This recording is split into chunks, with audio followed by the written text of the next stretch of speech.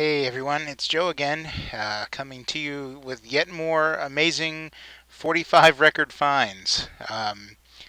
Yesterday I recorded a video telling you about how my wife had gone to this church bazaar kind of thing, a little carnival, and there happened to be a lady there selling some 45s and LPs. And I told you that she brought home some great records, some Motown and stuff for me for 10 cents each, I think it was. And last night, it was a two-night event, and last night she happened to be going out in that direction. In fact, while I was at home recording the video, telling you all about how awesome those records were that she got for me, she went back, and because they were kind of closing down, she noticed the lady still had a whole bunch of 45s unsold in the box. And my wife said, "Well, how much just for the whole bag?" And the lady said, "Oh, I don't want to take them home. Just give me $1 for the bag." And so my wife spent $1, and here is the bag here. And this is full of records, like all the way up to here. There's got to be like 120 records in here for $1 for the whole bag. So that's a penny a record or less. And when she brought them home, she's like, "I doubt there's anything good in here. They've been pretty picked over. But, for $1, maybe you find one good record in there. It's worth it." So I said, "All right, yeah, thanks. That was nice of you." So I reach in, I pull out the first record, and it's Foreigner, "I Want to Know What Love Is." And I figured, okay, that's about the kind of caliber of 45 I expected to see in here. Nothing earth shattering, probably some, 80s rock pop kind of thing. So, all right, not my thing, but let's see if there's anything else in this bag. So I have a little stack here. The second thing I pull out of this bag, how about an absolutely mint condition copy of Runaway by Del Shannon? And when I say mint, I mean absolutely mint here. I mean, can you see this vinyl? Probably not because I can't angle the light properly. There we go. Um, I cleaned these up and put them in sleeves, so like, wow, that's an amazing record to find for a penny. I plus a dime for the sleeve. That's fantastic. What other goodies could possibly be in this bag here? So, in addition to 1960 Del Shannon, well, how about we follow that up with Sam Cooke, Cupid, from 1961 on an original RCA, in equally outstanding condition, if I can angle the light. Look at that. Sam Cooke, one of the greats of R&B and soul. So I don't know that song in particular, but holy cow, what a great find. So um, that's number two. And I just pulled out 8 here. We're not going to go through all 100 or so, but we'll just some of the gems here. A first pressing, all I have to do is dream by the Everly Brothers on Cadence, 1958. And does it need to be said that of course the condition is just outstanding, just a tiny bit of surface scuff that is completely inaudible when you play it. Beautiful. Wow, a penny, you know. And here is the biggest find I've come across so far in this. Um, I love chess records, and it really doesn't matter what it is. This is an original 1957 Bobby Charles One-Eyed Jack, backed with "Yeah Yeah Baby." And I looked this up online. This tends to go for around $10 used. It was a penny. And again, let me reiterate. These were the leftover records. These were the ones no one wanted. These were the ones that sat there all weekend. Even after my wife had gone through them yesterday and brought me home the Motown and other amazing stuff like that. I just couldn't believe the treasures that were still sitting there. How about the Righteous Brothers? What do we have here? "Go Ahead and Cry," 1966, backed with "Things Didn't Go Your Way."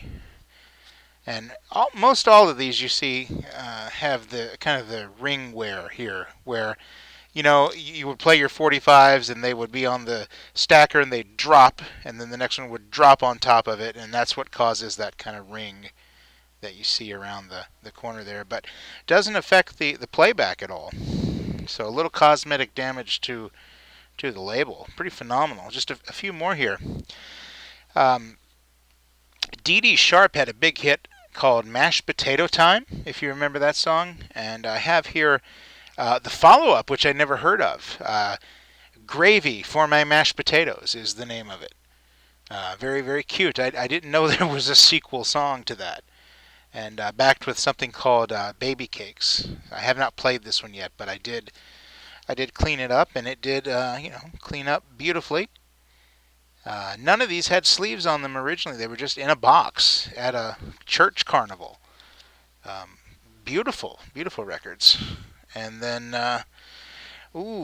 any soul men out there? Sam and Dave? Don't have that song, but I do have one of the best song titles of all time, Soul Sister Brown Sugar by Sam and Dave, co-written by Isaac Hayes. This is from I forgot. I looked it up. Now I forgot what year it was. But a little bit, I think there's one little scratch here, but that's a nice record to have as well. Backed with Come On In. And those are just 8 of the ones I pulled out at random from the bag of 100 plus 45s for a penny each. And not every one in there is treasure. There is, as I say, the Foreigner. There's a couple of records like that. There's probably a Culture Club 45 in there or something like that. Oh, I have one more here.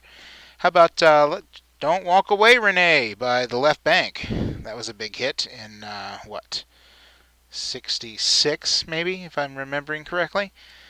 And that's backed with Haven't Got the Nerve. And this is the original Smash label. Probably can see I got one. Again, the directions are reversed for me, so it's hard for me to know where I'm pointing. There's one little tiny scuff somewhere up here. I saw it a minute ago. But still, as you see, overall, quite beautiful. Very, very clean. And, a penny. Hard to beat. So, really, 11 cents each with the sleeves, since I bought a pack of sleeves for 10 cents each. And then, I was all excited to show you a couple 45s I found at the thrift store on the same day. These aren't as cool now, but still, for 10 cents, here is Tennessee Ernie Ford, 16 tons. I have not cleaned this yet, as you see. The only downside of this, that's a pretty nice record there. But look on the back here. Somebody has stuck a address label on there, and I can't peel it off because when I tried to peel it off here, it tore the label a little bit. So I have to leave it on there. But if anyone wants to write Ann Keller, I won't share the address, but if anyone wants to write her and thank her for disfiguring my Tennessee Ernie Ford 45, you can definitely do that. And then just one other quick 45 I wanted to share with you, and I got this because of an anecdote that's on the Beatles Anthology documentary. And I have a bootleg of that's the extended cut or the director's cut. It's a little bit longer than the normal box set version. And it has a section on there where they're in Hamburg, and they were talking about when they were recording with Tony Sheridan that they met this guy called Bert Kampret, who was a big deal because he'd had a big hit in America called Wonderland by Night. And so it was very impressive that they got to work with someone who had a big hit. And I happened to find that 45 today. Funny, right after just watching that documentary. Here's Wonderland by Night by Bert Kampret and his orchestra. It's an instrumental song.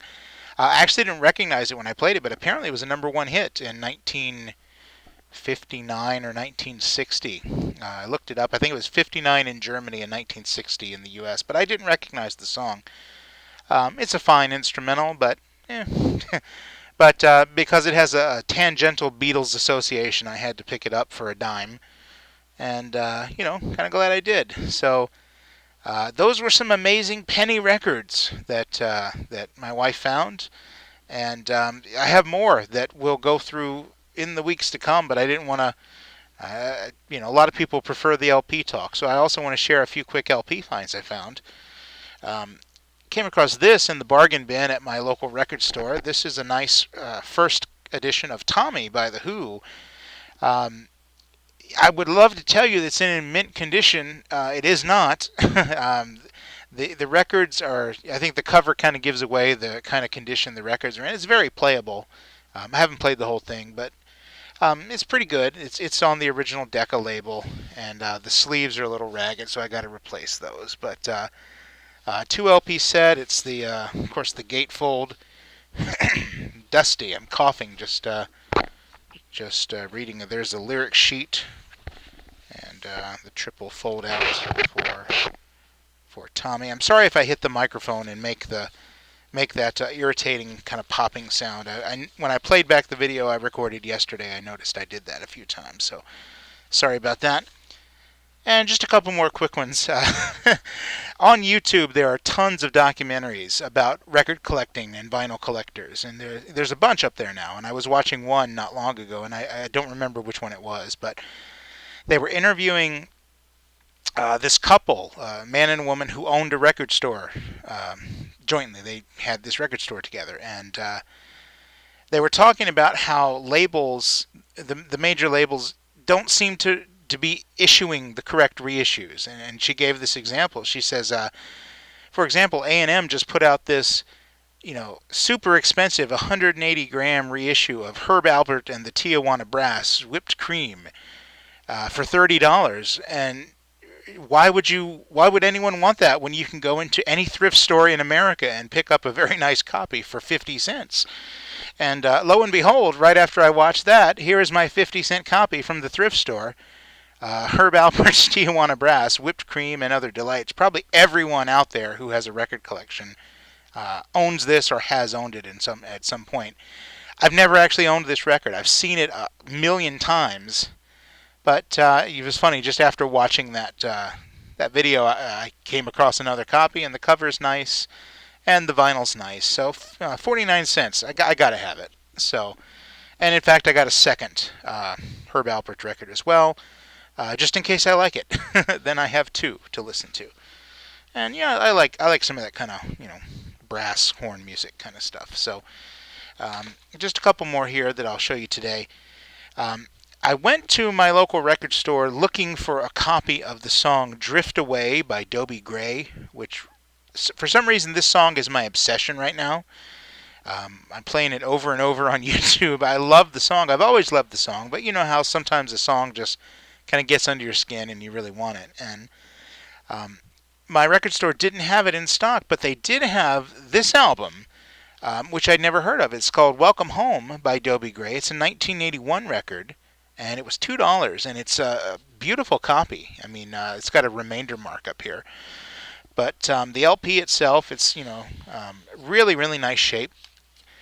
But I didn't know any of these songs, and so I didn't buy it yesterday. And then last night I went online and I found some video of this on YouTube. Just one song. It does not seem to be a very popular album, but somebody had posted the title track. There was nothing on Spotify from this LP, but the title track was on YouTube, and I listened to it, and I said, wow, that's really nice. I like that. And then I just popped over to Discogs, and I just wondered, well, how much does this album go for? And I saw that there were some copies for sale, but the cheapest one was like $11. And so I said, oh, I better go back and get that. So this was my $2 purchase. I don't usually spend more than about $1 on a record, but this was a $2 purchase, which I think was a good investment. And based on what I've heard so far, I think I'm really going to like that album. And let's see. Gosh, I thought I was almost done. I have like 3 or 4 more. Really, almost done. This was from the same cutout bin here. This is Buddy Holly and the Crickets, 20 Golden Great Hits. And, it's exactly the album you expect it to be. It's got, That'll Be the Day, Peggy Sue, Words of Love, Every Day, Oh Boy, Not Fade Away, Rave On, etc., etc. 20 hits, all your favorites, and it was very, very cheap. I think it was $2, if I remember correctly. It's a nice MCA. What looks to be the original dust jacket, a little bit folded up. The vinyl's very, very good, very playable. So I like Buddy Holly. I have a greatest hits CD, but if I can get it on vinyl instead, why wouldn't I for that price? So, and this um, has another remainder mark, just like the Dobie Gray did. So, stop cutting my records, people. It's not nice. And then let's see here. Another one from the bargain bin. This is my first Dylan vinyl in Collection 2.0. I used to have a lot of Bob Dylan, including this album. So I am replacing this. This is 1974 live double LP, Bob Dylan and the Band. I have not played this copy yet, but I played my old one a lot, so I'm very familiar with this album, and I know it's a great album. Got some ring wear on it, but as before, the just like with the Who, it's an all right copy cosmetically. It looks like it'll play very well. I have not cleaned it yet. And then here we go. All right, two more. Picked up a cheap copy of More of the Monkees. I can't remember if this was $1 or $1.50 or something like that, mainly because of the ring wear. There is no dust sleeve on this copy, so I have to definitely replace the sleeve. I have a stack of them. Nice Coal Gems label there, and as you see, the vinyl is, if I can angle the light correctly, the vinyl is pretty clear. Oh, I wish my directions weren't reversed. How about that? Yeah, there we go. Tiny bit of scuffing there on the surface, but it's mostly after a good clean. I think most of that will come off. I think that's a lot of dust and debris on the grooves. But it'll be a nice plain copy, I think, and it was very, very cheap. And then here is the last thing that I'm going to show you today. And I didn't buy all these at once. I bought these kind of over a couple of days. And this was a 50-cent album. And I decided to get this because I think I'm very much entrenched in my comfort zone musically. And I notice even the stuff I'm buying, it's mostly stuff I've known for years. I'm buying Dylan. I'm buying um, all the records I just showed you, Buddy Holly and all those, The Who, all these bands I've been listening to for years. And I thought, except for the Herb Alpert, which I don't really know too much about, but I've heard some of it. I think I just need to try more music. So I decided I was going to blind buy an album, and it didn't matter. I was just going to pick one. And so I picked this one. This is by Max Abel, and it's called Culture by Force.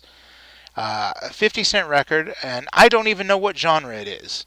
Looking at the back, it doesn't tell me if it's rock or jazz or anything. It's on a label called Sky Records, which I'm not familiar with, and I figured I'd try it for 50 cents. Maybe it'll be awesome, and I like the cover quite a bit. So this is my Let's Give It a Try LP. So I'll see how I like it. And I'll report back to you. Maybe it'll be great. Maybe I'll find a new artist that I want to collect that isn't, the Beatles or the old favorites that I'm still hung up on. So, all right. Well, I think that's enough for now. Thanks for listening, and have a great day.